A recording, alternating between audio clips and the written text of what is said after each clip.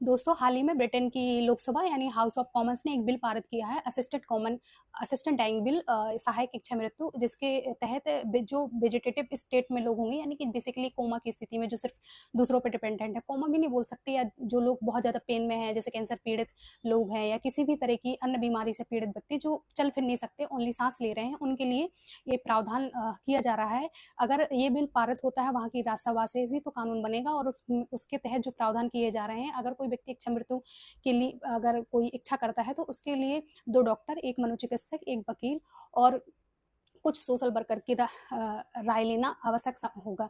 हालांकि वहाँ की एक कंपनी है जो इच्छा मृत्यु लोगों को देती है। 2024 के आंकड़े अगर हम देखें तो वहाँ लगभग 37 लोगों ने इच्छा मृत्यु की बात की है। अब हम आते हैं भारत के परिप्रेक्ष्य में, भारत में क्या प्रावधान है। भारत में इच्छा मृत्यु का कोई प्रावधान नहीं है, बल्कि अगर यहाँ कोई व्यक्ति सुसाइड करता है या फिर किसी भी तरह की आत्महत्या करता है तो एक क्राइम है। अगर कोई व्यक्ति सुसाइड अटेम्प्ट करता है तो उसके प्रति मुकदमा भी जारी हो सकता है। साथ ही अगर हम संवैधानिक प्रावधान देखें तो भारतीय संविधान के अनुच्छेद 21 में गर्मपूर्ण जीवन जीने का अधिकार है, लेकिन उसमें मृत्यु का कोई प्रावधान नहीं है। समय समय पर मांग उठती है इच्छा मृत्यु के लेके, क्योंकि कुछ ऐसे धर्म हैं जहाँ पे कुछ ऐसी उनकी धार्मिक मान्यता है जिसके थ्रू लोग इच्छा मृत्यु की इच्छा रखते हैं। जैसे कि हम जैनिज्म की बात करें तो जैन समाज में होता है कि एक संतारा प्रथा होती है जिसमें लोग अन्न पानी त्याग देते हैं और धीरे धीरे उनकी मृत्यु हो जाती है। हाल ही में अभी एक केस बहुत पब्लिक हुआ था, लगभग 3 या शायद 6 साल की बच्ची का केस था जो इच्छा मृत्यु उसकी हुई है संतारा करके ही। तो कई बार ये एक कहीं ना कहीं धार्मिक चीज़ से ज़्यादा इच्छा मृत्यु स्वाभाविक नहीं लगती है, क्योंकि छोटे छोटे बच्चे इसमें इन्वॉल्व हो जाते हैं। क्योंकि भारत एक ऐसा देश है या क्षेत्र है या ऐसा समाज है भारत में कि इसका मिसयूज हो सकता है। कई बार लोग प्रॉपर्टी के लिए भी या कई बार अपने पर्सनल दुश्मनी निकालने के लिए भी कहीं ना कहीं इसका मिसयूज कर सकते हैं।